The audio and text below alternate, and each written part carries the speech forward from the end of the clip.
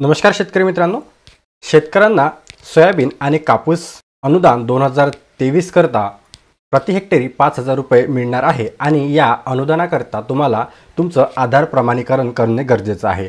ज्या शेतकऱ्यांचे आधार प्रमाणीकरण होणार त्या शेतकऱ्यांना हे अनुदान त्यांच्या डीबीटी मार्फत पाठवले जाणार आहे। तर त्याकरता तुम्हाला एक ऑफलाइन फॉर्म भरायचा आहे आणि तो तुमच्या जवळच्या कृषी सहाय्यक अधिकाऱ्याजवळ नेऊन द्यायचा आहे। तो फॉर्म कोणता आहे आणि कोणतं परिपत्र या संदर्भात निघालेलं आहे ते पाहूया।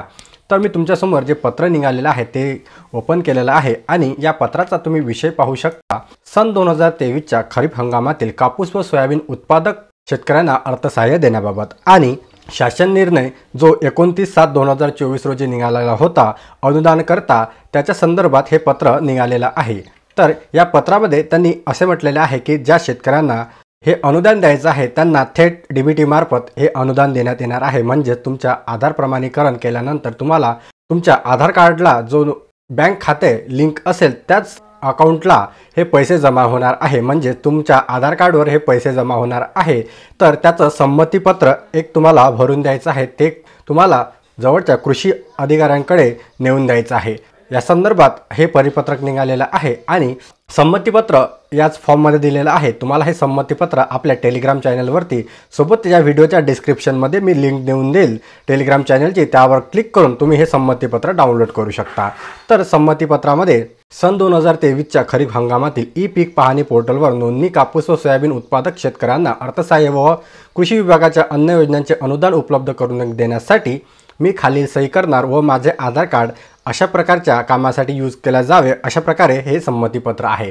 तुम्हाला यामध्ये तुमचा इथे जिल्हा, तालुका आणि जे तुमचं गाव आहे ते व्यवस्थितपणे लिहून द्यायचं आहे आणि शेतकऱ्यांचे नाव आधार कार्ड प्रमाणे इंग्रजी व मराठीमध्ये दोन्हीमध्ये लिहून द्यायचे आहे। इथे तुम्ही इंग्रजीमध्ये व्यवस्थित लिहायचं आणि इथे तुम्हाला तुमचं पहिले नाव, मधले नाव व आडनाव व्यवस्थितरित्या हे सर्व फॉर्म भरायचं आहे। त्यानंतर इथे खाली तुमचा आधार क्रमांक जो की तुम्हाला इंग्रजीमध्ये भरायचा आहे या बॉक्समध्ये व्यवस्थितरित्या तुमचा आधार क्रमांक भरायचा आहे। त्यानंतर शेतकऱ्यांचा मोबाईल नंबर आणि ज्या दिवशी तुम्ही हा फॉर्म द्या त्या दिवसाचा दिनांक, इथे तुम्हाला तुमचं पूर्ण शेतकऱ्याचं नाव व सही करायचं आहे आणि हे संमतीपत्र तुम्हाला इथे संबंधित कृषी सहाय्यकाकडे नेऊन द्यायचं आहे। सोबत तुम्ही एक आधार कार्ड आणि तुमच्या सातबाऱ्याची एक झेरॉक्स द्यायला विसरू नका, जेणेकरून कुठल्याही प्रकारचा पुढे जाऊन प्रॉब्लेम होणार नाही।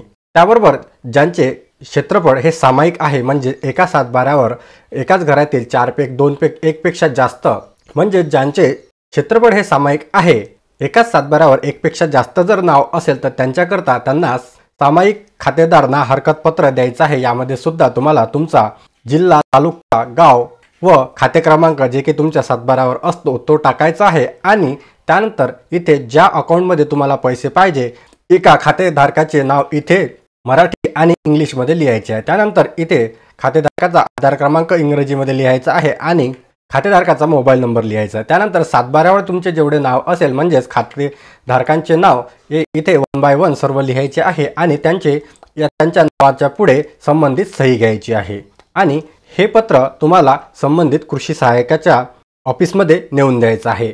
सोबतच तुम्हाला सातबारा आणि आधार कार्ड जोडून हे पत्र तिथे नेऊन द्यायचं आहे। तर ही अत्यंत महत्त्वपूर्ण माहिती आहे, सर्व शेतकऱ्यांपर्यंत पोहोचा आणि आपल्या चॅनलवरती नवीन असाल तर चॅनलला सबस्क्राईब करायला विसरू नका। चला भेटूया अशाच एका नवीन व्हिडिओमध्ये।